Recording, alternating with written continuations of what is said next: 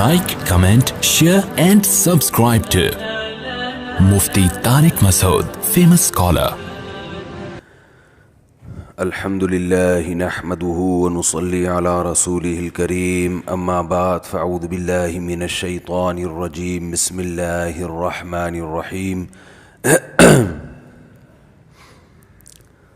وسارعوا إلى مغفرة من ربكم وجنة عرضها السماوات والأرض أعدت للمتقين الذين ينفقون في السراء والضراء والكاظمين الغيظ والعافين عن الناس والله يحب المحسنين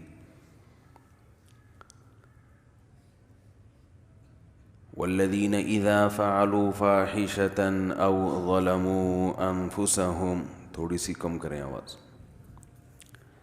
والذين إذا فعلوا فاحشة أو ظلموا أنفسهم ذكروا الله فاستغفروا لذنوبهم ومن يغفر الذنوب إلا الله ولم يصروا على ما فعلوا وهم يعلمون وقال النبي صلى الله عليه وسلم اقنع بما في يديك تكن أغنى الناس أو كما قال صلى الله عليه وسلم وقال النبي صلى الله عليه وسلم ذاق طعم الإيمان من رضي بالله ربا وبالإسلام دينا وبمحمد صلى الله عليه وسلم نبيا. قرآن مجید کی آیت اور نبی صلی اللہ علیہ وسلم کی حدیث تلاوت کی ہے، پڑھی ہے، دعا ہے اللہ تعالیٰ صحیح طرح سے بات کہنے کی، سننے کی، سمجھنے کی اور پھر عمل کی توفیق عطا فرمائے. آج ہم بیٹھے ہوئے ہیں یہاں، کل ہم نہیں ہوں گے، ہماری اولادیں ہوں گی، نئی نسل ہوگی. ایک بہت بڑی حقیقت ہے،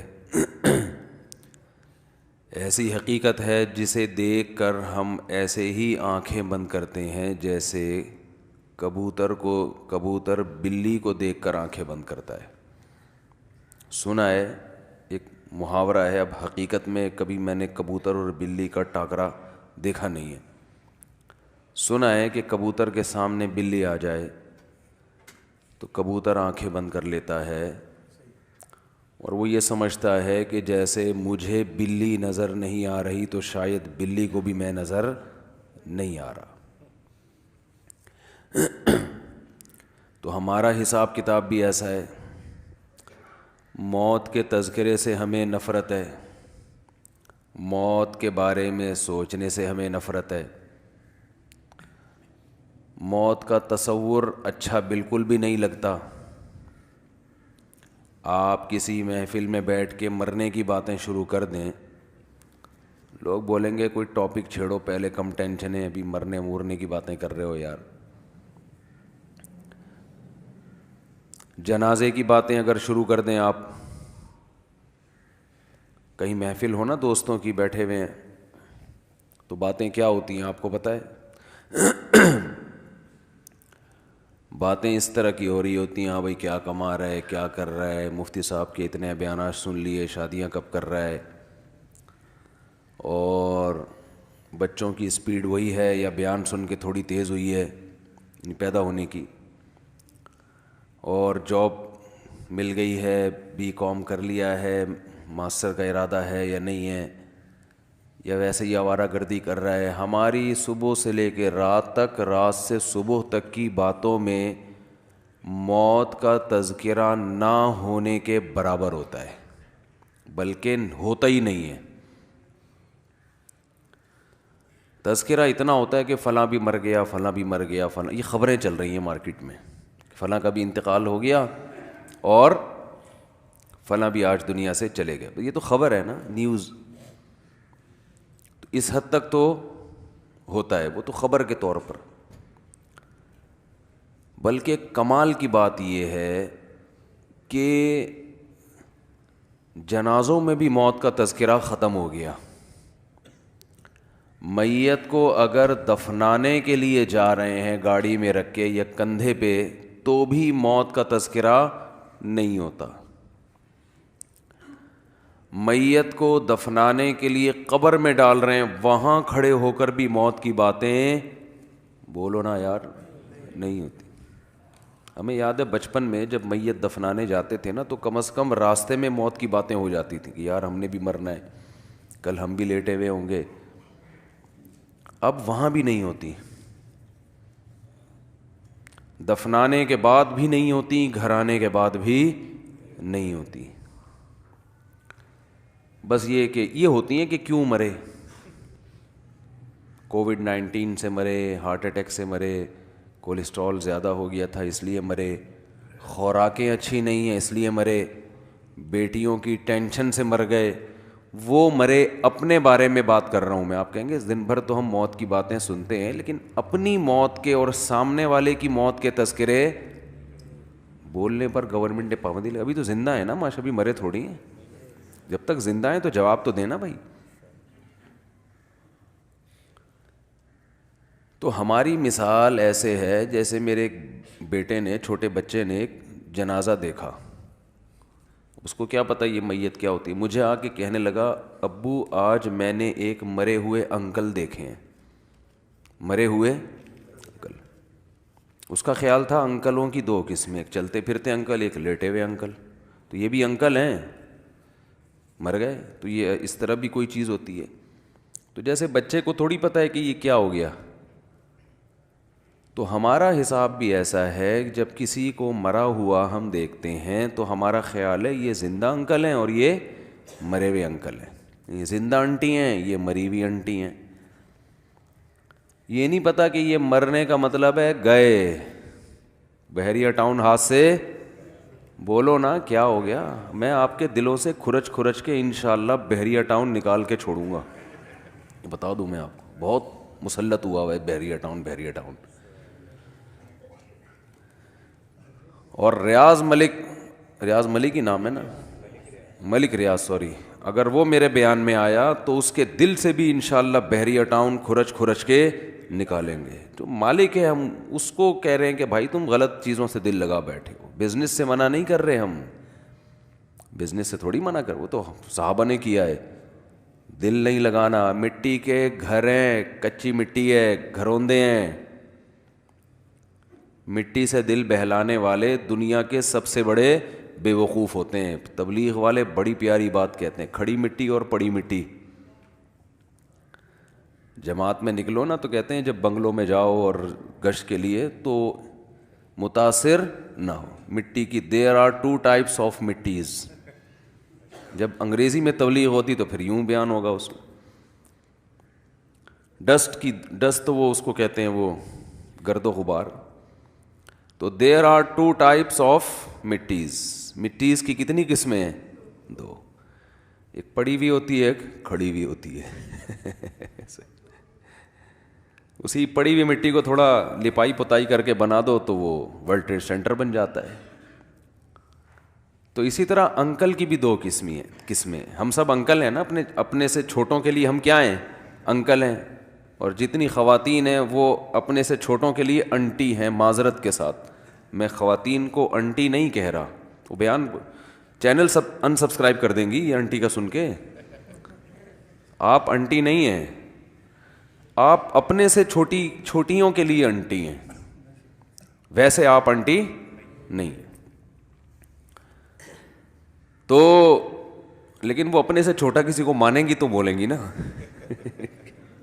مسئلہ یہ اپنے سے چھوٹا کسی کو مانیں گی تو بولیں گی نا کہ میں تو کہتے ہیں سب سے چھوٹے تو دنیا میں ہم ہیں. اچھا خیر,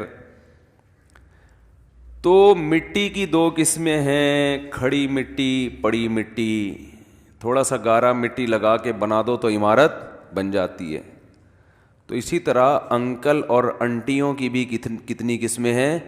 2. ایک پڑے انکل اور ایک کھڑے انکل. ایک پڑی انٹی اور ایک کھڑے. ہم سب ابھی کھڑے انکل ہیں, چل پھر رہے ہیں. تھوڑے دنوں میں ہم کیا ہو جائیں گے؟ لیٹ جائیں گے.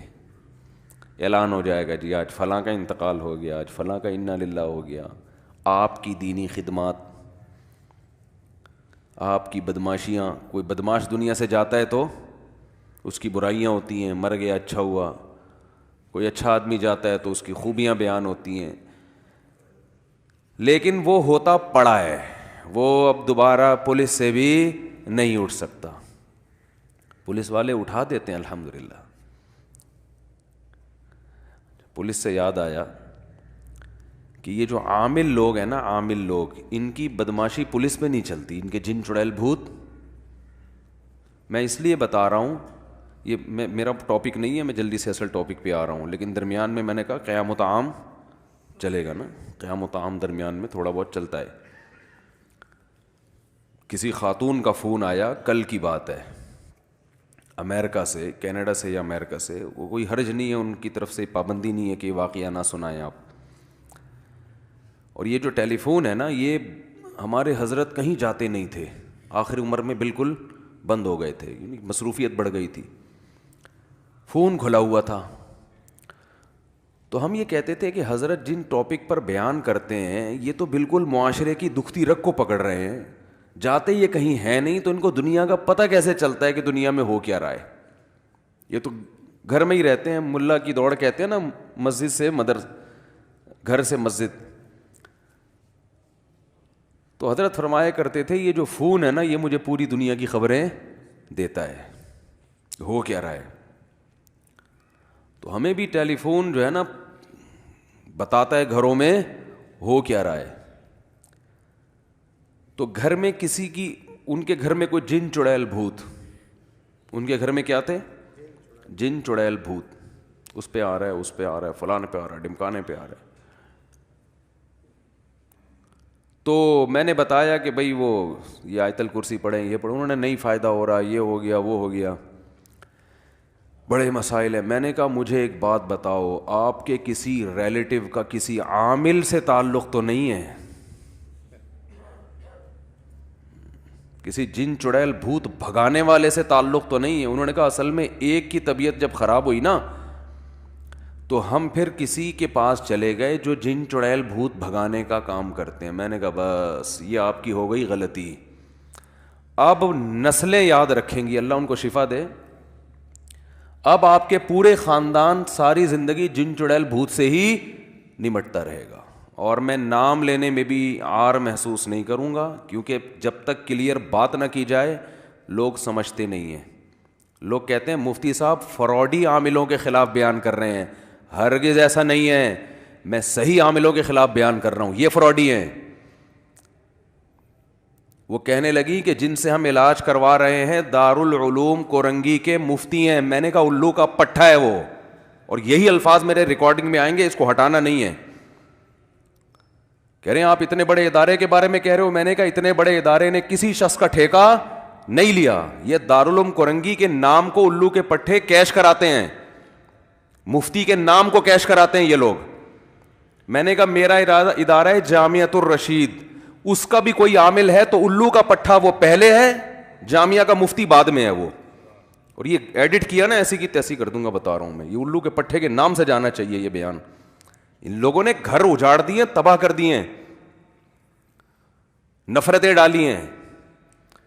میں نے کہا بنوری ٹاؤن کا ہو, دارالعلوم کورنگی کا ہو, یہ سارے ہمارے ادارے ہیں نا, ہم ان سے محبت کرتے ہیں, یہاں پڑھنے کو ہم سعادت سمجھتے ہیں. ان اداروں میں, ان اداروں کے ٹیچرز کا, استاذوں کو ہم اہل حق سمجھتے ہیں, اس لیے ان کا نام لے رہا ہوں, کہ میں کسی بدعتی اداروں کا نام نہیں لے رہا.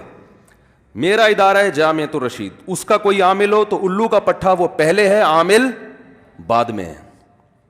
دارالعلوم کورنگی کا کسی کا خلیفہ بھی ہو, الو کا پٹھا وہ پہلے ہے, عامل مفتی خلیفہ بعد میں ہے. میں نے اپنی زندگی میں دیکھیں, ان میں خلیفے ہوں یا مفتی ہو یا بزرگ ہو, یہ گھروں کو تباہ کرتے ہیں. جو جن چڑیل بھوت کا نا پراپر کام کر رہے ہیں. رقیہ کے میں خلاف نہیں ہوں, اگر کوئی بزرگ رقیہ کر رہے ہیں, دم درود کر رہے ہیں, وہ تو صحابہ تابعین سے, میں بھی کرتا ہوں, وہ تو سب کرتے آئے ہیں. جو اس میں پروفیشنل ہے نا, جو کہتا ہے مجھے یہ کام آتا ہے, وہ جھوٹ بول رہا ہے, وہ الو بنا رہا ہے آپ کو. اور علماء بیچاروں کو پتہ نہیں ہے, ان کو خود نہیں اس فیلڈ کا پتا, وہ کہتے ہیں شاید کوئی پڑھا لکھا ہو. وہ کچھ بھی نہیں پڑھا لکھا, یہ کوئی سلیبس ہے ہی نہیں, آج تک کوئی وجود میں ہی نہیں آیا. وہ جن چڑیل بھوت بھگانے کا کیا ہے, کیا کرائٹیریا کیا ہے, اس کو کیا آتا ہے؟ تو کہتے ہیں کوئی سلیبس نہیں ہوتا, تجربہ ہوتا ہے. تو تجربہ ہی لکھ دو اپنی کتابوں میں, اسی کو ہم نصاب بنا کے یونیورسٹیوں میں پڑھانا شروع کر دیں گے. جس بڑے سے بڑے عامل کے پاس جاؤ نا, اس سے پوچھو انٹرویو تو کیا کرتا, کیا ہوتا کیسے, اس کو خود کچھ بھی نہیں پتا ہوتا. اب رہا یہ مسئلہ کہ اتنے بڑے بڑے اداروں میں جب اتنے بڑے بڑے الو کے پٹھے معذرت کے ساتھ موجود ہیں, اتنے بڑے بڑے مفتی, تو اداروں نے ان کو مفتی کیوں بنایا؟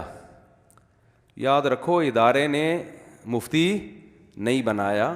مفتی اپنے نام کے ساتھ لگانے پر گورنمنٹ کی طرف سے کوئی پابندی نہیں ہے. کوئی بھی اپنے نام کے ساتھ, مفتی تو چھوٹا لفظ ہے, مفتی اعظم پاکستان بھی چھوٹا لفظ ہے.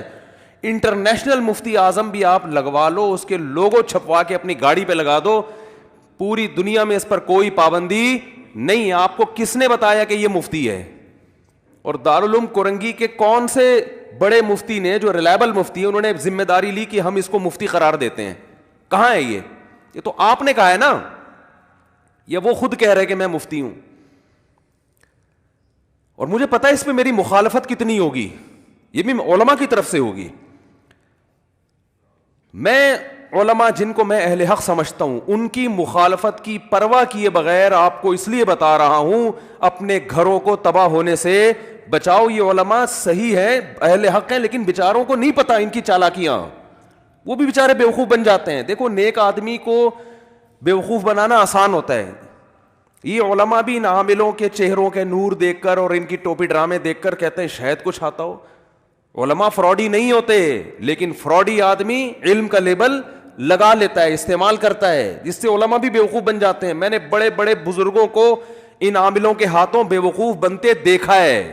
اگر آپ فتنے کا خوف نہ ہوتا, میں ان بڑے بڑے بزرگوں کے نام لے کے بتاتا کہ فلاں بزرگ کو کس نے الو بنایا, فلاں بڑے سے اتنے بڑے مفتی بزرگ کو کس نے الو بنایا, اور اب تک بنا رہا ہے. نہیں آ رہی میرا خیال ہے باز. آپ کہیں گے آپ کا علم زیادہ ہے, ان علماء کو نہیں پتا. ہمارا علم کچھ بھی نہیں ہے قرآن و سنت میں, ان علماء کے مقابلے میں. یہ قرآن و سنت کے حامل ہیں. ان کی عاملوں کی جو 1.5 ہوشیاریاں ہیں نا, اس کا قرآن و سنت سے تعلق نہیں ہے, اس کا تجربے سے تعلق ہے. آپ دماغ کتنا استعمال کر رہے ہو, اس کی اپنی اوقات تو جا کے دیکھو اس عامل کی, کم وقت کی. تو میں نے اس خاتون سے کہا, وہ کہہ رہے وہ تو دارالعلوم کورنگی کے. میں نے کہا جامعۃ الرشید کے تو کچھ طلبہ جو عامل بن رہے تھے, ہم نے خود نکالے ہیں مدرسے سے, اور کچھ بن چکے ہیں ہمارے. اب کل میرا شاگرد بولے کسی کا جن بھگانے کے لیے کہ میں مفتی طارق مسعود صاحب سے میں نے فقہ کی فلاں کتاب پڑھی ہے, حدیث کی فلاں کتاب پڑھی ہے, ہدایہ پڑھی ہے, یہ پڑھا ہے, وہ پڑھا ہے. اب آپ کہیں کہ ہم نے تو اس سے علاج کرایا لیکن الٹا ہمیں یہ ہو گیا تو وہ ہو گیا, اس کا مطلب مفتی طارق مسعود صاحب کے شاگرد بھی فراڈی ہیں. بھائی ہمارے شاگرد فراڈی نہیں ہوتے, لیکن فراڈی آدمی ہماری شاگردی میں آ سکتا ہے. گورنمنٹ کی طرف سے کوئی پابندی نہیں ہے. کوئی فراڈی آدمی جامعۃ الرشید میں ایڈمیشن لے سکتا ہے, فراڈی آدمی دارالعلوم کورنگی میں جا سکتا ہے. دارالعلوم کورنگی نے ذمہ داری نہیں لی, تو کوئی بھی سرٹیفکیٹ دکھائے اس سے متاثر مت ہو. باقی رہا خلیفہ بزرگ کے, دیکھو بزرگ جب کسی کو خلافت دیتے ہیں وہ ظاہری حالات کے لحاظ سے ظاہر میں ٹھیک لگ رہا ہے, اندر کے حالات اللہ کے سوا کوئی بھی نہیں جانتا. یہ کوئی پوری زندگی کی گارنٹی نہیں ہوتی کہ میری نظر میں اس پہ نیکی کا ٹھپا لگ گیا ہے. یہ گارنٹی خدا کے سوا, اللہ کے سوا کوئی بھی نہیں دے سکتا. تو اس لیے علماء کہتے ہیں کسی بزرگ کی خلافت اگر کسی کو ملی ہے تو محض خلافت کی وجہ سے اس سے بیعت ہونا جائز نہیں ہے, بلکہ آپ خود اپنے طور پہ اس کو پرکھو گے. ان بزرگ نے تو بیچاروں نے اپنے خیال میں, ہوتا ہے کہ بھائی ان کا خیال تھا تو اس نے ہو سکتا ہے بزرگ کو بیوقوف بنا دیا ہو, تو یہ ہو جاتا ہے. بڑے بڑے خلیفے بیوقوف بنا کے خلافتیں لے لیتے ہیں. تو اس لیے اس کی پرواہ مت کریں. لوگ مجھ سے بڑی بحث کرتے ہیں آپ کے پاس دلیل کیا ہے, حالات, مشاہدات, کوئی ایک ڈھنگ کا عامل دکھا دو, ایک ڈھنگ. رقیہ کے میں خلاف نہیں ہوں, رقیہ کوئی بھی کر سکتا ہے, رقیہ تو کوئی بھی کر لے, تو اور دوسری بات یہ کہ لوگ جو کہتے ہیں نا فلاں عامل بھی ہے مفتی بھی ہے, یہ تو ویسے ہی ایک دوسرے کے متضاد. یہ ایسے ہی ہے جیسے کسی کو آپ کہیں فلاں گورا بھی ہے اور کالا بھی ہے. ہاں بھئی یا تو گورا ہے یا کالا ہے. گورا بول دیا تو کالا نہیں ہے, کالا بول دیا تو گورا نہیں. تو یہ عامل فارغ ترین لوگ بنتے ہیں جن کے پاس علمی استعداد نہیں ہوتی, صلاحیت نہیں ہوتی. اور مفتی کے لیے ضروری ہے کہ وہ فتوے کا کام پراپر طریقے سے کرتا ہو. 1-2 سال میں جیسے کوئی ڈاکٹر نہیں بن جاتا. دیکھو MBBS کر کے کوئی ڈاکٹر MBBS کی ڈگری آتے ہی کلینک کھولنے کی اجازت ہوتی ہے؟ بولو نا یار بھائی, ایک پروسیس ہے, 2 سال ہاؤس جاب ہے, تجربہ تو کرو. پہلے کسی بڑے ڈاکٹر کی نگرانی میں آپ مریضوں کا علاج کریں, مریضوں کا علاج کریں آپ بڑے ڈاکٹر کی نگرانی میں, تاکہ اپنے تجربے کی بھینٹ چڑھانے کے بجائے کسی پراپر کسی ڈاکٹر. پھر کچھ خاص شعبے ہوتے ہیں, ان میں ہوتے 10-15 سال میں جا کے ریلائبل ڈاکٹر بنتا ہے. ورنہ وہ ہمیشہ اپنے سینئر سے ہی پوچھتا رہتا ہے کہ سر آپ مشورہ دیں, کیا کرنا ہے, مشورہ دیں. اور اس کام میں کئی سال لگا دیے ہوں, پھر جا کے اس قابل ہوتا ہے کہ لوگ اس کی تحقیق اور اس کی رائے پر اعتماد کرتے ہیں میڈیکل سائنس میں. ایسے ہی مفتی پراپر کورس کرنے کے بعد بڑے مفتیوں کی نگرانی میں کئی سال مسائل کا حل لکھتا ہے, ریسرچ کا کام کرتا ہے. کئی سال تحقیق کا کام بڑے مفتیوں کی نگرانی میں کرنے کے بعد اس قابل ہوتا ہے کہ اب اس کی رائے بھی کیا ہو, مضبوط رائے, پھر وہ مفتی بنتا ہے. اور اس کے پاس اتنا ٹائم ہی نہیں ہوتا کہ لوگوں کے جن چڑیل بھوت بیٹھ کے بھگاتا رہے وہ, کیونکہ یہ کام اور دونوں جمع نہیں ہو سکتے. جیسے کوئی پراپر ڈاکٹر کے پاس آپ نے دیکھا فارغ, ہر وقت فارغ بیٹھتا رہو. کوئی پراپر ڈاکٹر مجھے ایسا بتاؤ جو سارا دن جن چڑیل بھوت بھگاتا ہو لوگوں کے, کبھی دیکھا آپ نے؟ اور ڈاکٹر یہ کام کرتے بھی نہیں ہیں, کیونکہ ان کو پتا ہے ہمارے پاس اس سے زیادہ اہم کام ہے. بھئی ہم لوگوں کا حقیقت میں علاج کر رہے ہیں نا. تو کوئی ڈاکٹر یہ کام نہیں کرتا, کوئی انجینئر یہ کام نہیں کرتا. اس کے پاس پراپر کام بہت, انجینئر جو واقعی انجینئر ہو اس کے پاس کتنے کام ہوتے ہیں. کوئی سائنٹسٹ یہ کام نہیں کرتا. تو بھائی کوئی مفتی یہ کام کیوں کر رہا ہے؟ اس کے پاس تو اتنا عظیم کام اللہ نے دیا ہے کہ مسائل کا حل بتائے وہ لوگوں کو, جو شرعی مسائل ہیں. جس کا حل نہیں آتا تحقیق کرے, علماء سے رابطہ کرے. یہ اتنا بڑا مسئلہ, وہ عامل کیسے بن گیا؟ عامل کے لیے تو دنیا کا فارغ ترین آدمی ہونا چاہیے. تو مفتی کا جو مفتی ہے وہ عامل نہیں ہو سکتا, جو عامل ہے وہ مفتی نہیں ہو سکتا. ہمارے اپنے بہت سے دوست ناراض ہو جاتے ہیں میری بیان سن کے, لیکن میرے بھائی اگر میں نے اتنے صاف انداز میں نہیں بتایا نا تو یہ جو لوگوں کے گھر برباد ہو رہے ہیں, قیامت کے دن اللہ میرا گریبان پکڑے گا کہ تو نے. اور میرے شیخ حضرت مفتی رشید احمد صاحب کا اسٹائل اس سے بھی زیادہ خطرناک تھا. لوگ کہتے ہیں آپ کا یہ تفرد ہے, کوئی تفرد نہیں ہے ہمارا. لوگ کہتے ہیں مولانا اشرف علی تھانوی نے بھی تو اعمال بتائے ہیں, تو ہم کب رقیہ کے خلاف ہیں بھائی؟ تو رقیہ تو کر لو نا, اسی کتاب سے دیکھ کے رقیہ کر لو, اس میں کیا جا رہا ہے؟ تو عامل اور مفتی جمع نہیں ہو سکتے. تو میں نے اس خاتون سے کہا, بیچاری بہت پریشان, یہ ہو گیا. اور پاکستان میں ہوا, کینیڈا میں نہیں ہوا. آپ دیکھ لو, کینیڈا میں جنات نہیں ہیں, نہ امریکہ میں اتنے, سعودی عرب میں تو ہے ہی نہیں. لیکن یہاں کے عامل سعودی عرب والوں کو جا کے خراب کر رہے ہیں. قطر, کویت, ان جگہوں پہ جا کے یہاں کے عامل ان عربوں کو خراب کر رہے ہیں شرعی رقیوں کے نام پہ. کہ ہم جو ہے نا, میں جب مسقط میں تھا تو مسقط کے مفتی اعظم سے میری ملاقات تھی. مسقط کے مفتی اعظم سے ان کو بتایا کہ بھئی جامعۃ الرشید کے ہیں, وہ بڑے, اللہ ان کو جزائے خیر دے, بڑا اکرام کیا انہوں نے. ہمیں 2 منٹ کی ملاقات ہوئی, انہوں نے مجھے اگلے دن لنچ پہ بلایا. اب مسقط کا مفتی اعظم کا جو لنچ ہے وہ تو آپ کو پتہ ہے کیا, وہ تو حکومتی لیول پہ ان کی بڑی وہ ہوتی ہے. اگلے دن انہوں نے مجھے بلا لیا کہ آپ نے ظہر کا کھانا ہمارے ساتھ کھانا. ہماری نیت کھانے کی نہیں ہوتی الحمدللہ, ملاقات کی ہوتی ہے کہ چلو اس بہانے ملاقات ہو جائے گی.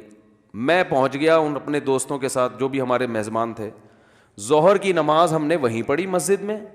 ظہر کے بعد انہوں نے ہمارے لیے کھانے کا انتظام کیا ہوا تھا. اب ہم جانے لگے ہیں تو 2 بندے ٹکر گئے جو بن بلائے آئے تھے, عربی تھے, کویت سے آئے تھے. بن بلائے نا, وہ ان کو کہ بھی ہم بھی آئے ہیں آپ سے بات کرنی ہے. وہ انہوں نے کہا آپ نے ٹائم تو لیا نہیں؟ نہیں جی ہمیں بہت ضروری کام ہے. اب ظاہر ہے انہوں نے کہا چلو آ جاؤ, آپ بھی آ جاؤ, کھانا کھا لو آ کے ہمارے ساتھ, کھانے کا ٹائم ہے. تو انہوں نے اکرام کیا.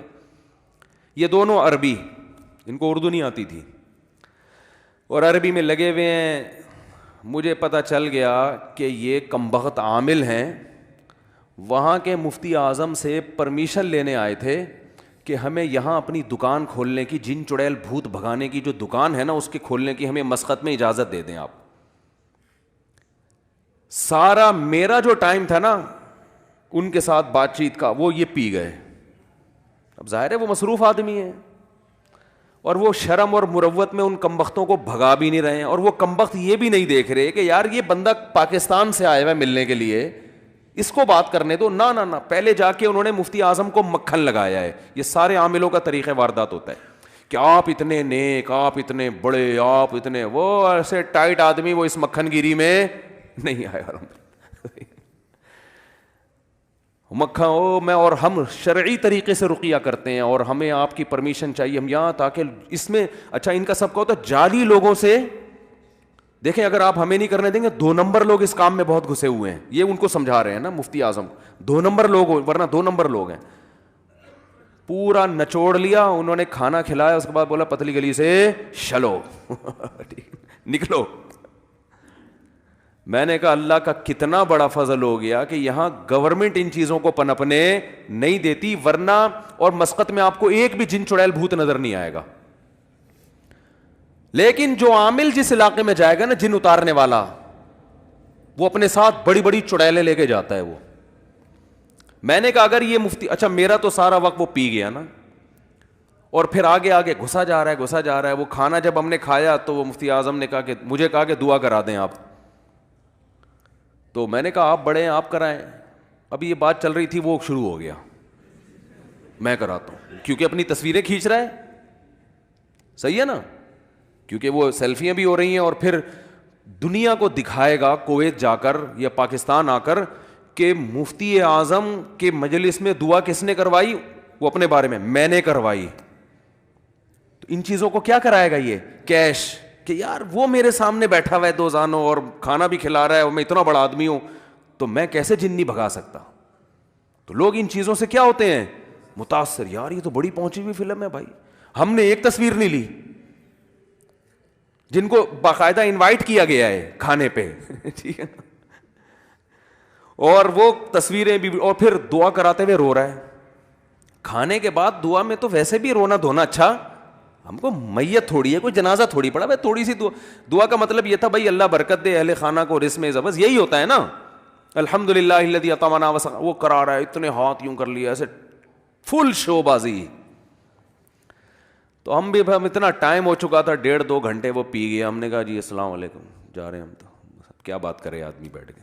تو میں نے کہا یار یہ بھی ہاں, اور آپ کے جو پاکستانی عامل ہیں یہ بڑے بہت آگے ہیں بھائی, یہ آپ کی سوچ سے بہت آگے کی چیزیں ہیں. یہ جا رہے ہیں سعودی عربوں کو بیوقوف بنا رہے ہیں, کویت جا رہے ہیں وہاں بیوقوف بنا رہے ہیں, اور پتہ نہیں کیا کیا کر رہے ہیں. ابھی تک کویت میں ایک صاحب 15 سال شارجہ میں رہ کر آئے, کہہ رہے ہیں میں نے پورے پٹھان تھے ہمارے دوست, کہہ رہے ہیں 15 سال میں ایک جن بھوت کا کیس نہیں دیکھا. کہہ رہا ادھر آیا ہوں تو ادھر ہر دوسرے آدمی پہ بھوت چڑھا ہوا ہے, ہر گھر سے تعویذ نکل رہے ہیں. وہ اس پہ جن آیا ہوا ہے, وہ ساس نے بہو پہ کرایا ہوا ہے, وہ فلانی نے ڈمکانے پہ کرایا ہوا ہے.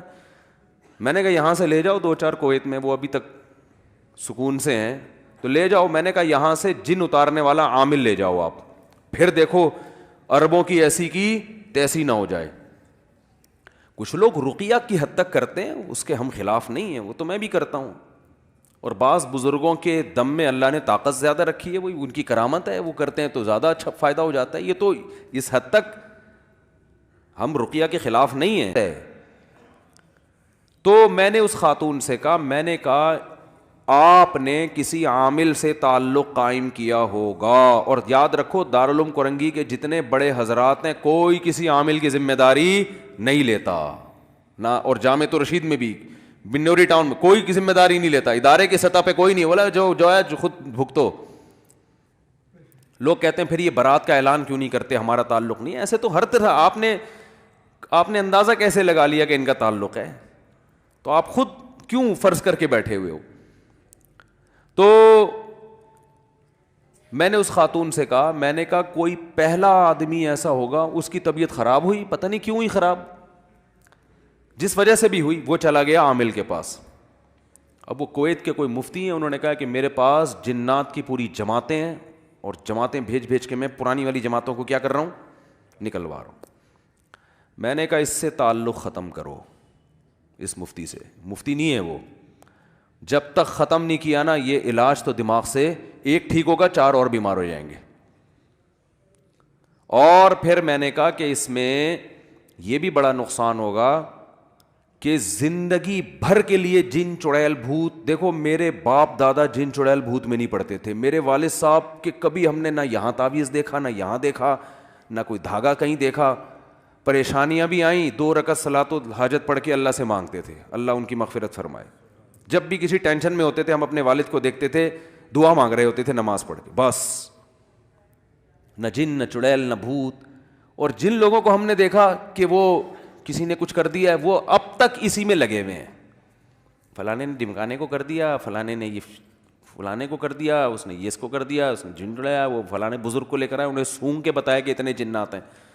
جن اسمیل والی چیز ہی نہیں ہے کہ سونگنے سے پتہ چلے, بنیان سونگ کے بتا رہے ہوتے ہیں.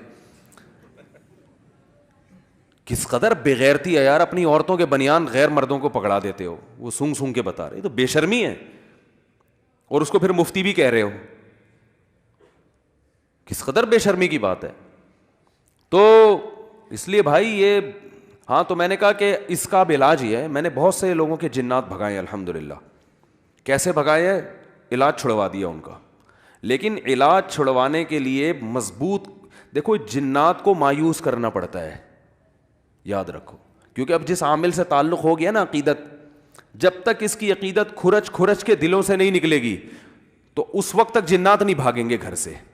اور دل سے نکالنے کے لیے میں نے کہا کہ اس عامل کو فون کر کے معین اختر کا پروگرام سنیں, بلب کے رشتہ داروں کو گالیوں والا.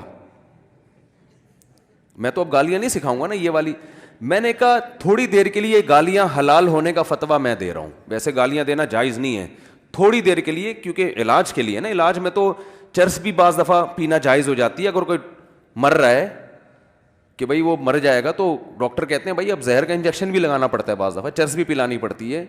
جراثیم مارنے کے لیے زہر کی بات کر رہا ہوں, ایسا نہ کوئی بندہ ہی مار دیں آپ ٹھیک ہے.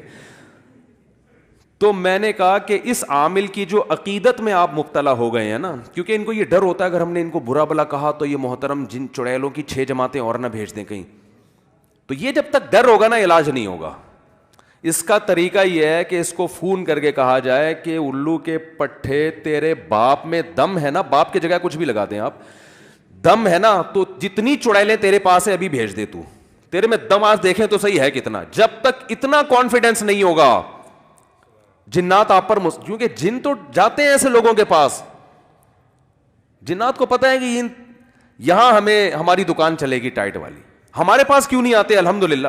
میں تو عاملوں کو چیلنج کرتا ہوں, یار جتنے عامل ہیں کوئی ایک چڑیل تو بھیجو یار, ہم تو تمہارے خلاف صبح شام تقریریں کر رہے ہیں, کوئی تو بھیجو, کوئی تو چڑیل آئے, کوئی تو جن آئے, ہمیں بھی تو آئے نا, جو تمہارے پاس پوری فوجیں تیار ہیں. تو یہ عامل کچھ بھی نہیں کر سکتے. یہ پتہ ہے کیا میرے کیا کہتے ہیں, اس نے حصار کھینچے ہوئے ہیں.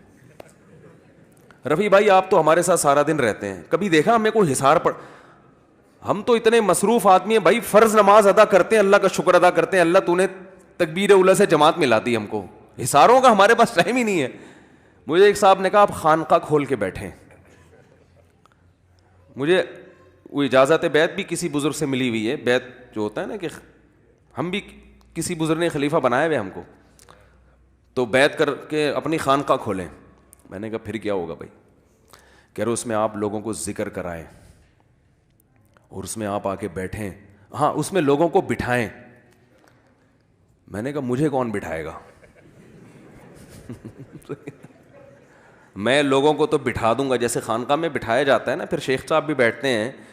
میں نے کہا لوگوں کو میں لاکھوں کروڑوں لوگوں کو بٹھا سکتا ہوں, لیکن یہ کروڑوں مل کے مجھے بٹھا دیں, خدا نے ایسا بچہ اب تک, یعنی کسی ماں نے ایسا بچہ اب تک جنا نہیں ہے جو مجھے بٹھا دے.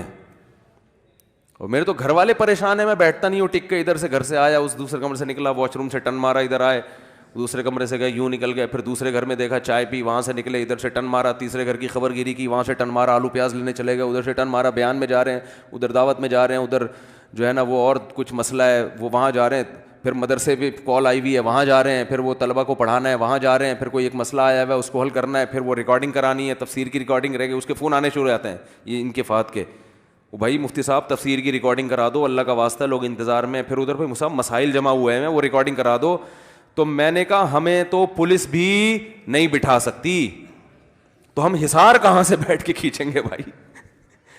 اور پھر بھی جب رات کو سونے کے لیے لیٹتا ہوں تو پتہ چلتا ہے 10-20 کام ابھی بھی رہ گئے, 10-20 کام ابھی بھی رہ گئے.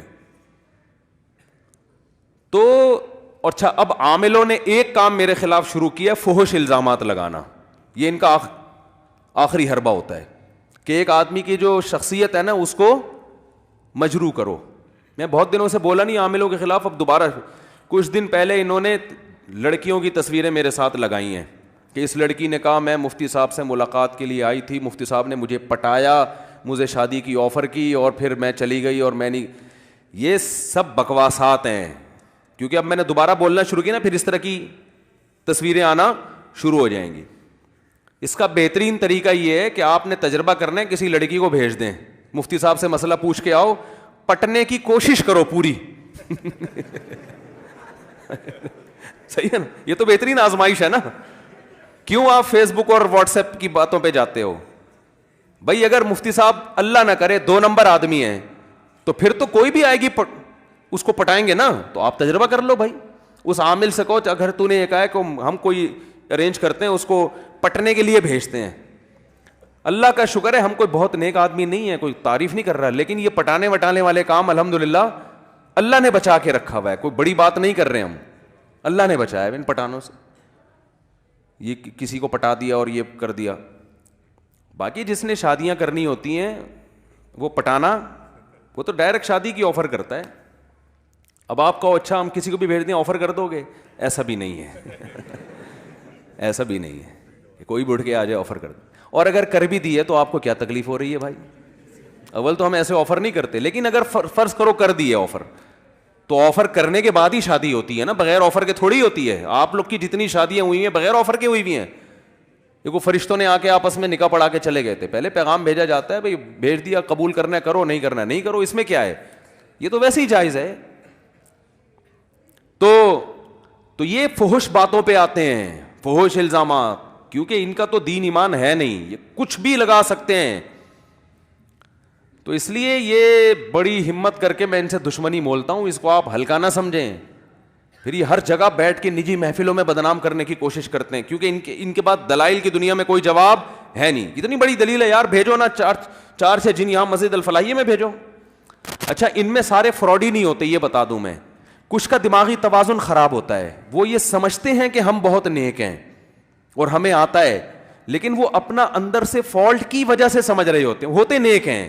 یہ میں بتا دوں, یہ جو میں نے کہا نا سارے فراڈی ہوتے ہیں, اس میں فراڈی کا مطلب ظاہری لحاظ سے فراڈی, اندر سے فراڈی باز نہیں ہوتے, واقعی نیک ہوتے ہیں, لیکن وہ یہ سمجھ رہے ہوتے ہیں کہ یہ جن چڑیل بھوت ہے, حالانکہ وہ اپنا دماغی تخیل ہوتا ہے, کیونکہ وہ عملیات کر کر کے اوپر سے کھوپڑی کی سیٹنگ آؤٹ ہو جاتی ہے. کیونکہ میں ان عاملوں میں نیک لوگوں سے بھی ملا ہوں, مجھے اندازہ ہو گیا تھا کہ یار یہ آدمی 2 نمبر نہیں ہے, لیکن یہ بیچارہ چلے ولے کر آ کے نا اوپر کی سیٹنگ کیا ہو گئی ہے اس کی آؤٹ, تو اس کو ایسے لگ رہا ہے, تو اس کی سیٹنگ آؤٹ ہوئی ہے بھائی, آپ کی سیٹنگ تھوڑی آؤٹ ہوئی ہے, آپ تو ٹھیک ٹھاک ہو.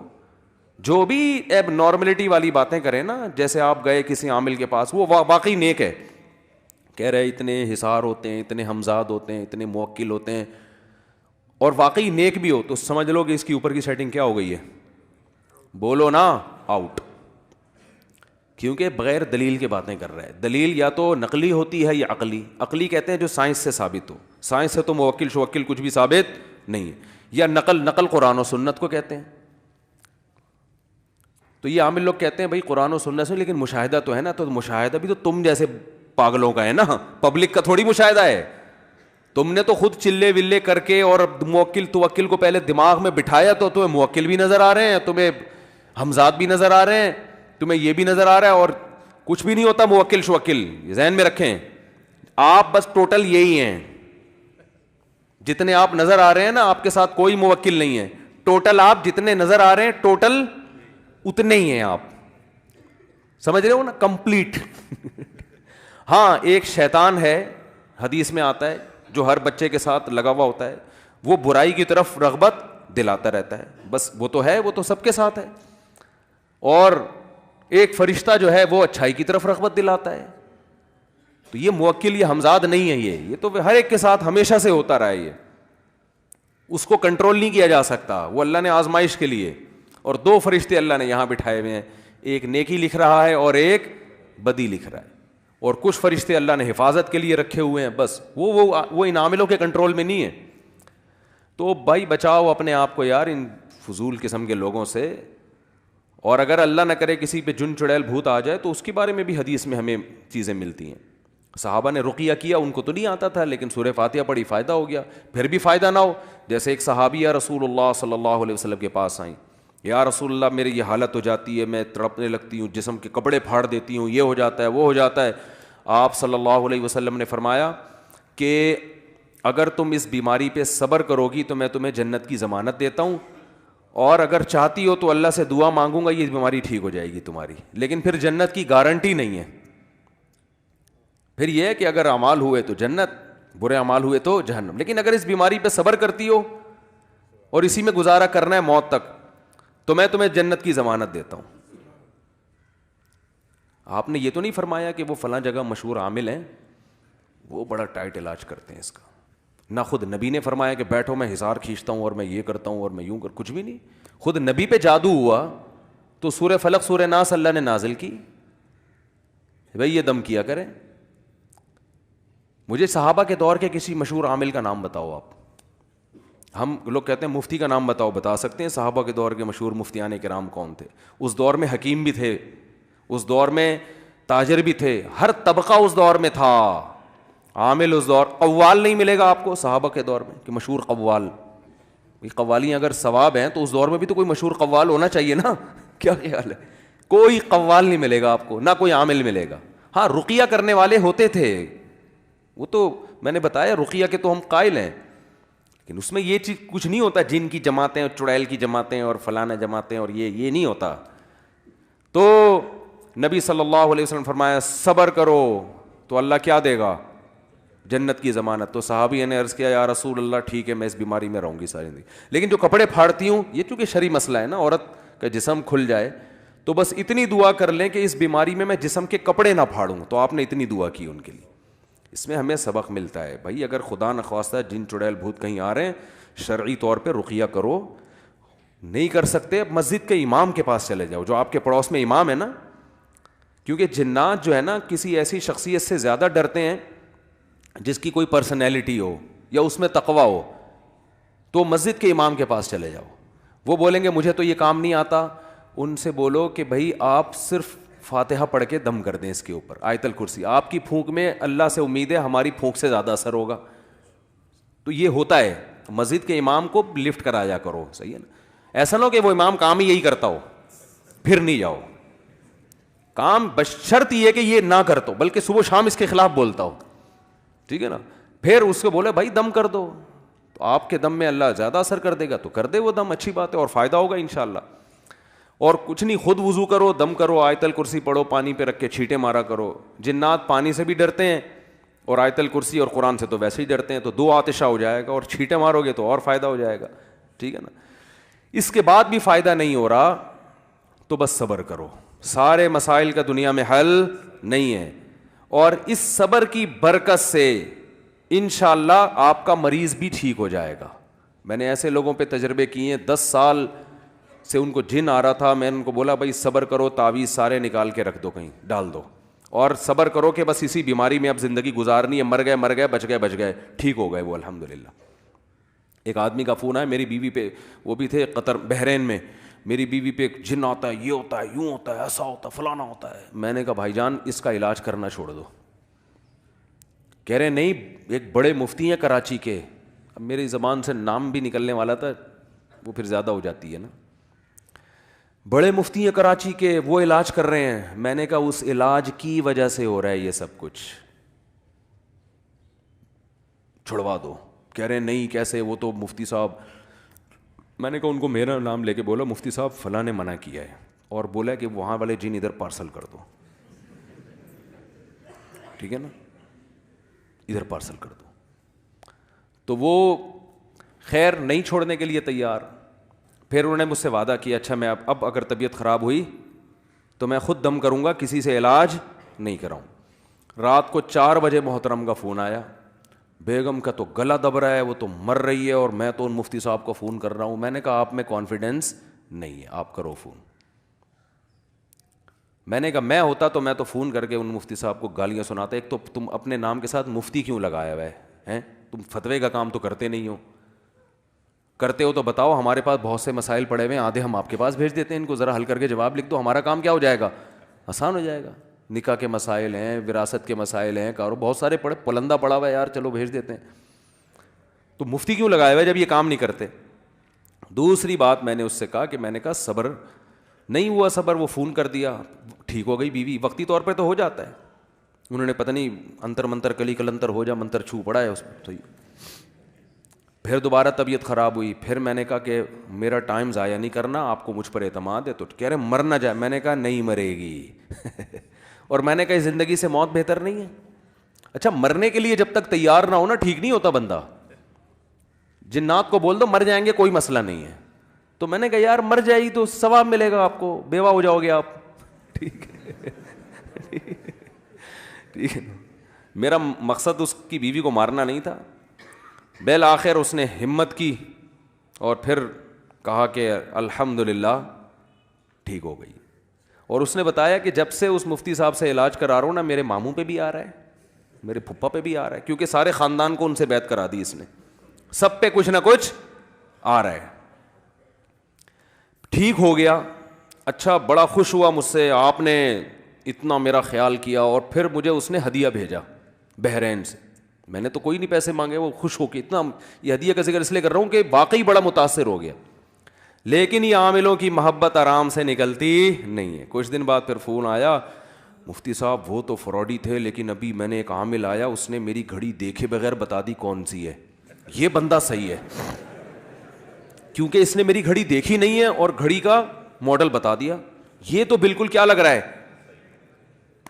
میں نے کہا یہ بھی فراڈی ہے. کہہ رہے نہیں اس میں نے کہا دفعہ ہو یہاں سے, تمہاری ایسی کی تیسی. ہم نے نمبر ہی بند کر دیا. میں نے کہا فالتو تھوڑی ہے, میرے تو چاہتا ہے وہ ہدیہ واپس کروں, لے بھائی واپس. تو بات کہاں, اتنا اچھا موضوع چل رہا تھا. تو بھائی یہی ہے کہ اگر خدا نخواستہ گھر میں جن چڑیل بھوت آ رہے ہیں تو بھائی بس خود ہی چھینٹے میٹے مار دیا کرو. آیت الکرسی کا بڑا اثر ہوتا ہے, سورہ فاتحہ کا بڑا اثر ہوتا ہے. اگر ہے تو وہ ان کے پاس جانے کی ضرورت نہیں. کہتے ہیں کہ قرآن میں اثر نہیں ہے, قرآن میں اثر ہے, لیکن یہ کہاں لکھا ہوا ہے کہ تو جو پڑھے گا وہ اس میں تو اثر ہوگا اور مسجد کے امام صاحب پڑھیں گے اس میں اثر نہیں ہوگا. یہ کہاں لکھا ہوا ہے. دوسری بات یہ ہے, ایک اور بات دماغ میں آئی تھی, نکل گئی یہ ٹاپک کر کے, پھر میں اصل کی طرف آتا ہوں جلدی سے. دماغ سے ہی نکل گئی یار, اتنی اہم بات تھی. تو چلو نکل گئی تو نکل گئی. انہوں نے کوئی بددعائیں ودعائیں دے رہے ہوں گے بیٹھ کے. تو خیر, تو بات یہاں سے شروع ہوئی تھی کہ بھائی اپنے گھر کی حفاظت کرو, اور اگر ہو جاتا ہے تو صبر کرو, بس علاج کرتے رہو اور صبر کرتے رہو. جب مایوس کر دو گے نا جن چڑیل بھوتوں کو, ایسے بھی کیسز ہیں گھر میں واقعی جن آ گیا تو انہوں نے کچھ بھی نہیں کیا. ہمارے ایک دوست ہیں یہاں رہتے ہیں, ان کے بڑے گھر کے واقعات ہیں. وہ کوئی پرانی عمارت ہوتی ہے نا, بعض دفعہ ایک فلیٹ تھا بہت پرانا بوسیدہ, اس کے بارے میں مشہور تھا اس میں جنات ہیں, کوئی جاتا نہیں تھا وہاں نا, ڈرتے تھے. ایک فنٹر چلا گیا, اس نے بولا ایسی کی تیسی جن چڑیل بھوت. بولا کچھ بھی نہیں ہے, جا کے دروازہ بجایا, اندر سے آواز آئی کون. اس نے کہا میں آیا ہوں, میں نے سنا یہاں جن چڑیل بھوت رہتے ہیں. اس نے دروازہ کھولا, اس نے پوچھا, میں نے کہا یار جن جو بھوت رہتے ہیں یہاں سنا ہے. کہہ رہے ہیں میں تو 500 سال سے رہ رہا ہوں, مجھے تو کوئی نظر نہیں آیا یہاں پہ. یہ بے ہوش, تو 500 سال سے رہ رہا ہے. تو ہمارے ایک دوست ہیں, ان کے گھر میں کچھ جن چڑیل بھوت کے واقعات ہونا شروع ہو گئے, لیکن اللہ کا بڑا فضل ہو گیا, انہوں نے علاج نہیں کرایا, اس لیے وہ ٹھیک ہو گئے. سمجھ رہے ہو نا.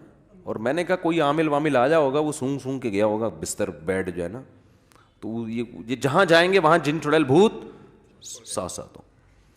تو انہوں نے پھر علاج نہیں کیا, الحمدللہ ٹھیک ہو گیا خود. ورنہ وہ عجیب کبھی خراٹوں کی آواز آ رہی ہے, کبھی غیر مرئی تھپڑ لگ رہا ہے, بندہ نظر نہیں آ رہا. سوچو کیا حال ہوگے. لیکن انہوں نے اتنا کیا, انہوں نے کہا بھائی نہیں لائیں گے کسی کو. لیکن اس چماٹوں کے فائدے بھی ہوئے. ایک بندہ کھڑا ہوا, ان کے گھر میں مہمان آیا تو کہیں دروازے پہ کھڑا ہوا, اس کو ایک ان نون تھپڑ آیا نا, جیسے مس کال آ جاتی ہے بعض دفعہ. وہ تھپڑ آیا تو وہ گھبرا گیا کہ کہاں سے آیا ہے. خیر وہ ہم سے جب ملا تو میزبان نے بتایا کہ یہ ہمارے گھر میں ان کو زور سے چانٹا لگا ہے, یہ بیچارے پریشان ہیں. اب اس کو میں بھی جانتا تھا, تو کہنے لگا اس نے کوئی ایسی حرکت کی ہوگی گھر میں نا نازیبا. تو پتہ چلا کہ وہ کیونکہ وہ گھر کا مالک میزبان جو تھے وہ اندر گئے ہوئے تھے, تو اس بیچارے نے تھوڑا سا دروازہ سے جھانک کے دیکھنے کی کوشش کی کہ کیوں نہیں آ رہا. نیت غلط نہیں تھی ان کی, نیت غلط نہیں تھی, لیکن ویسے ہی کوشش کی جھانکنے کی کہ یار بندہ غائب کیا ہوگا. تو جیسے ہی جھانکا, جن نے تھپڑ مارا, شرم نہیں آتی کہ کر کیا رہا ہے کسی کے گھر میں جا. تو مجھے انہوں نے بتایا کہ یار یہ بیچارہ کانپ رہا تھا نا, یہی بات ہوئی. پھر الگ سے لے جا کے مجھے بتایا کہ صرف کانپ نہیں رہا تھا, کپڑے بھی بدلنے پڑے ہیں ان کو بعد میں. تو لیکن انہوں نے ہمت کی. آج اللہ کا شکر ہے گھر میں کیا ہے, سکون. اگر وہ عاملوں کو لے آتے تو پھر بس گئے تھے کام سے. خیر کیا سے کہاں بات چلی جاتی ہے بھائی. ہم تو میت کی باتیں کر رہے تھے, وقت بھی پورا ہو رہا ہے. تو چلو اچھا ہی ہو گیا, قیام و طعام لمبا ہو گیا, لیکن فائدہ ہوگا. اچھی چیزیں ہوٹل پہ کھانے کو مل گئیں ہمیں الحمدللہ. تو بات یہ چل رہی تھی میرے بھائی کہ ہم سارا دن صبح و شام مختلف قسم کے تذکرے کرتے رہتے ہیں. یہ بھی ہے, وہ بھی ہے, یوں بھی ہے, فلانا بھی ہے. ان تذکروں میں موت کا تذکرہ زیرو ہوتا ہے, ذکر ہوتا ہی نہیں ہے موت کا. تو جیسے کبوتر بلی کو دیکھ کے کیا کر رہا ہے, آنکھیں بند. تو ہم بھی موت کے تذکرے سے کیا کر رہے ہیں, آنکھیں بند. کہیں بیٹھے ہوئے ہوں نا, ذرا موت کا تذکرہ کرنے لگیں, یار ایک دن پھٹے پہ ہم بھی لیٹے ہوئے ہوں گے. تو لوگ چپ کرا دیتے ہیں, یار کوئی اچھی باتیں کرو, یا ویسی ٹینشن میں ہے. حالانکہ ٹینشن ختم کرنے کا اس سے بہتر کوئی ذریعہ ہے نہیں. عجیب بات ہے یار, جس کے تذکرے کو آپ ٹینشن سمجھتے ہو, ٹینشن ختم کرنے کا اس سے بہتر کوئی ذریعہ ہے نہیں. بار بار کرو تاکہ محبت ہی دنیا سے ختم. دیکھو ٹینشن کس بات سے ہوتی ہے, آپ کو جب آپ کی پسند کی چیزیں نہ ملیں, اس سے ٹینشن ہوتی ہے نا. ارے میرے پاس گاڑی نہیں ہے, فلاں کے پاس تو گاڑی بھی آ گئی. ارے میری تنخواہ اتنی ہے, فلاں کی تو تنخواہ ڈبل ہو گئی. ارے بھائی میری وہاں ہوئی نہیں جہاں میں چاہ رہا تھا, فلاں کی تو اس سے بھی اچھی جگہ پہ ہو گئی. ارے بھائی یہ بیماری یہ ختم ہی نہیں ہو رہی. ارے بھائی میں موٹا کیوں نہیں ہو رہا. ارے بھائی میں دبلا کیوں نہیں ہو رہا. ارے بھائی میں, یہی پالی ہوئی ہے نا چیزیں ہم نے. ارے وہ لوگ بحریہ ٹاؤن میں 10 پلاٹ خرید کے بیٹھ گئے, ہمارے پاس ایک گز کی جگہ نہیں ہے, کرائے کے مکان پہ, وہ بھی مالک مکان ہر وقت تانے دیتا رہتا ہے. بھائی ان ٹینشنوں کا بہترین علاج ہے, مر جائیں گے سب, کیا ہو جائے گا, بولو نا, ختم. جب مر گئے تو کیا ہے, ارے جس کے پاس گاڑی ہے وہ کون سا یہاں رہے گا. فرعون کے پاس تو بہت کچھ تھا. اپنے جو ملک کا وزیر اعظم یا صدر ہوتا ہے اس سے تو آپ آگے نہیں جا سکتے نا. تو اپنے ملک میں دیکھ لو کتنے بڑے بڑے وزیر اعظم آئے, صدور آئے, کتنے بڑے بڑے آفیسر آئے, آ کے کہاں چلے گئے, فنا میں, ختم. کسی کا جہاز کریش ہو رہا ہے, کسی کو پھانسی پہ لٹکایا جا رہا ہے, کوئی اپنی موت مر رہا ہے, کوئی یہ ہو رہا ہے, کوئی وہ ہو رہا ہے. نبی صلی اللہ علیہ وسلم نے فرمایا اکثروا من ذکر ہادم اللذات الموت. فرمایا جو لذتوں کو توڑ دینے والی چیز ہے نا موت, اس کو بہت کثرت سے یاد کیا کرو, اس کا تذکرہ کثرت سے کیا کرو. کیونکہ یہ ساری جو نعمتیں ہیں نا جن کو دیکھ دیکھ کے ہم جلتے کڑتے بھی رہتے ہیں, ڈپریشن میں بھی جاتے ہیں, یہ ساری لذتیں کیا ہونے والی ہیں, ختم. موت کے تذکرے سے ٹینشن جب ہوگی جب آپ دنیا کو مسافر خانہ سمجھ ہی نہیں رہے ہو, آپ سمجھ رہے ہو میں ہمیشہ یہاں رہوں گا, تو آپ اس خوش فہمی میں ہوتے ہو کہ میں موت کو بھلا دیتا ہوں, جوانی ہوگی آ جائے گی, اور میں یہی سمجھتا ہوں کہ میں ابھی کیا ہوں, زندہ ہوں تو کل بھی زندہ ہوں. اس سے آپ سمجھتے ہو کہ آپ کو خوشی ملے گی, حالانکہ یہ وقتی خوشی میں ایک بہت بڑا غم لپٹا ہوا آ جاتا ہے آپ کے ساتھ. وہ غم یہ آ رہا ہوتا ہے کہ پھر آپ ساری چاہتیں یہاں پوری کرنا چاہتے ہو. خوش ہمیشہ وہی ہوتا ہے جو زندگی کو دنیا کو W11 سمجھے. ہاں اس پہ پھر جن چڑیل بھوت بھی آئیں گے تو خوش ہوگا. جیسے ان صحابیہ کو نبی نے بتا دیا نا جنت کی ضمانت, تو انہوں نے کہا اسی میں خوش ہیں, کوئی بات نہیں, یہ بیماری ہے تو گزر جائے گی.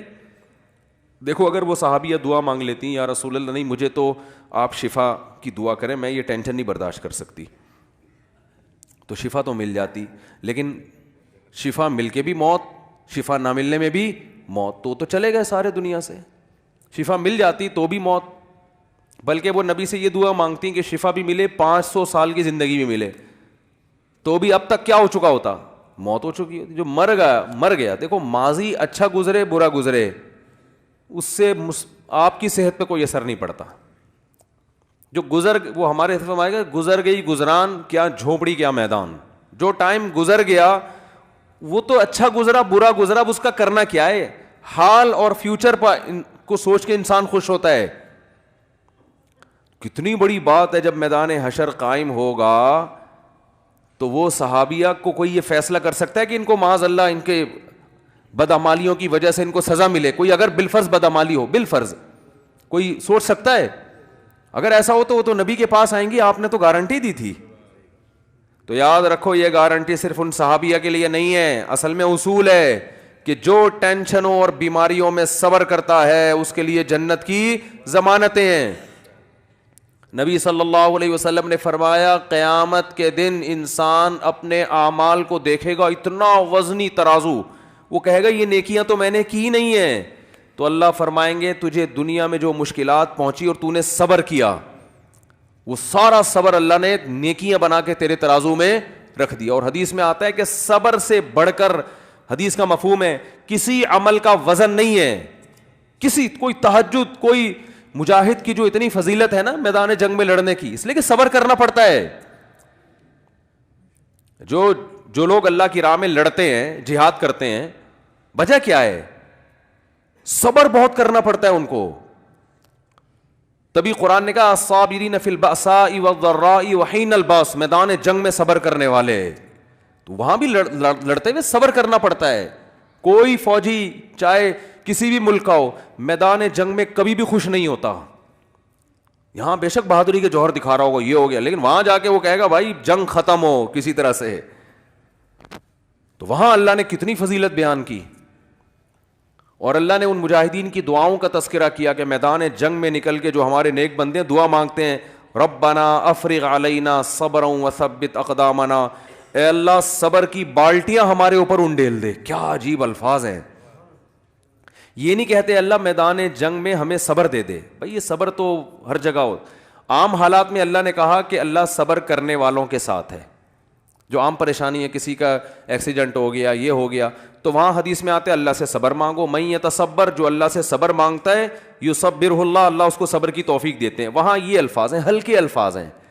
لیکن میدان جنگ میں جو لڑنے والے ہیں اللہ کی راہ میں, ان کے لیے یہ نہیں کہا کہ صبر مانگو, ان کو کہا کہ اللہ سے دعا مانگو اے اللہ صبر کی بالٹیاں ہمارے اوپر انڈیل دے. افراغ عربی میں کہتے ہیں پانی کی بالٹی کسی کے اوپر ڈال دیا آپ نے, بہانا پانی. تو گویا صبر کو پانی فرض کیا گیا ہے اور اس کو ایک بالٹی میں رکھ کے ایسے انڈیل ہمارے اوپر. تھوڑا بہت صبر نہیں چلے گا یہاں پہ. وہ دشمن طاقتور ہے, وہ ٹینکوں بموں کے ساتھ چیتھڑے اڑا رہا ہے, آپ کی آنکھیں بھی جا سکتی ہیں, آپ کی ٹانگ بھی جا سکتی ہے, آپ گرفتار بھی ہو سکتے ہو. کتنی ٹینشنیں ہیں, اور یہ جنگ کب ختم ہوگی یہ بھی پتہ نہیں ہے. تو اللہ نے فرمایا وہاں یہ دعا مانگتے ہیں افرغ علینا صبرا, نیک لوگ دعا مانگتے ہیں اللہ ہمارے اوپر صبر کی بالٹیاں انڈیل دے. تو کس قدر, تو اللہ نے کیوں جنت, حدیث میں آتا ہے من قاتل فواق ناقۃ, جو اونٹنی کا عرب لوگ دودھ نکالا کرتے تھے نا, تو دودھ جیسے ہی ختم ہوتا ہے اس کو چند سیکنڈ کے لیے چھوڑتے ہیں تاکہ تھوڑا سا دودھ دوبارہ جمع ہو جائے, پھر دوبارہ نکالتے ہیں. تو آپ صلی اللہ علیہ وسلم نے فرمایا جس نے اللہ کی راہ میں قتال کیا, لڑا, اتنی دیر جتنی دیر میں اونٹنی کے دودھ کو دھونے کے لیے چھوڑا جاتا ہے, چند سیکنڈ ہوتے ہیں, وجبت لہ الجنہ, اس نے جنت اپنے اوپر واجب کر لی. تو کیوں ہے بھائی یہ فضیلت؟ اس لیے کہ یہ یہاں بیٹھ کے بات کرنا آسان ہے, لڑنا بہت مشکل کام ہے میدان جنگ میں. تو کیوں اتنی فضیلت؟ لڑائی کی وجہ سے نہیں، صبر کی وجہ سے. اس کا صبر بہت ہے. تو میرے بھائی، چاہے مصیبتوں میں صبر ہو، بیماریوں میں ہو، جن چڑیل بھوت آ گئے، کوئی بھی ٹینشن ہے نا، تو اس میں آپ صبر کو ہلکا نہ سمجھیں. اور یعقوب علیہ السلام کی دعا یاد کر لیں. جب بیٹا گم ہو گیا تھا نا، لوگ کہہ رہے تھے کہ آپ تو مایوس کیوں نہیں ہوتے، آپ یہ کیوں نہیں اور یوں کیوں نہیں، تو کیا فرمایا؟ اعلم من اللہ ما لا تعلمون، میں اللہ کے بارے میں وہ کچھ جانتا ہوں جو تم نہیں جانتے. کیا مطلب؟ مجھے پتا ہے اللہ جب کسی کو تکلیف دیتا ہے تو بنانے کے لیے دیتا ہے، تکلیف برائے تکلیف نہیں ہوتی. تو مسلمان کے لیے حدیث میں آتا ہے کہ نبی صلی اللہ علیہ وسلم نے فرمایا، مسلمان کو جب تکلیف پہنچتی ہے اس کے درجات بلند، وہ تکلیف اس کو بنانے کے لیے. اور منافق کو جب تکلیف پہنچتی ہے تو تکلیف برائے تکلیف ہوتی ہے. وہ حدیث کا مفہوم ہے، پورے الفاظ انشاءاللہ میں سناؤں گا کسی وقت. تو اس لیے میرے بھائی اللہ سے عافیت مانگیں. ہم تکلیفوں کے اہل نہیں ہیں، ہم تو نالائق لوگ ہیں، بے صبرے لوگ ہیں. ایک صحابی نے جب نبی سے یہ بیان سنا نا صبر پہ، کیسا صحابی کا جذبہ، اللہ سے مصیبتیں مانگنے لگے، دعا مانگ رہے ہیں اللہ مجھے مصیبتیں دے تاکہ میں صبر کروں. یہ صحابی کا ایمان تھا کہ مجھے دنیا میں اللہ خوشی چاہیے ہی نہیں. لیکن نبی نے ان کو منع کیا کہ یہ عبدیت کے خلاف ہے، غلامی کے خلاف ہے. غلام ہمیشہ اللہ سے کیا مانگتا ہے؟ غلام کا کام ہے بھائی وہ عافیت مانگے. جیسے غلام اپنے مولا سے کہے مجھے نہیں پیسے چاہیے، تو مولا کو غصہ آئے گا، بھائی میں بڑا ہوں تو چھوٹا ہے. تو میں تو باپ اپنے بیٹے کو کچھ کھلا رہا ہے، بیٹا کہ ابا میں کسی کا محتاج نہیں، مجھے نہیں چاہیے، تو باپ کو غصہ آئے گا نا کہ ابھی تو کسی اور کے سامنے یہ بات کر، میں تیرا باپ ہوں. تو اس لیے اللہ کو بھی یہ اللہ چاہتے ہیں کہ بندے مجھ سے خوشیاں مانگے، غم نہ مانگے. غلامی کا تقاضا یہی ہے. تو اللہ سے خوشی مانگو، اے اللہ ہم بے صبرے لوگ ہیں، اے اللہ ہم سے مصیبتیں برداشت نہیں ہوتی، ہم نالائق ہیں. تو اللہ سے عافیت مانگے، اے اللہ ہمیں شکر کی نعمت سے ہی نواز دے، بس تو ہمیں نعمتیں دے اور شکر کی توفیق دے دے، اسی سے ہمارے گناہ معاف کر دے، اسی سے ہمارے درجات بلند کر دے، مصیبت نہ مانگی جائے. تو مانگنا تو اللہ سے یہی چاہیے بھائی. اور واقعی ہم اہل نہیں ہیں، لیکن اگر اللہ کی طرف سے کوئی مصیبت آ گئی ہے تو اس کو بھی نعمت سمجھو. بڑے بڑے لوگوں کو اللہ نے ان مصیبتوں میں نوازا ہے. علماء کہتے ہیں عبادت کر کے انسان اتنے اونچے درجات حاصل نہیں کر سکتا جتنا مصیبت پہ صبر کر کے اونچے درجات ملتے ہیں اس کو، اللہ کا قرب بھی ملتا ہے اس کو. اللہ تعالی ہم سب کو سمجھنے کی، عمل کی توفیق عطا فرمائے. وما علینا الا البلاغ.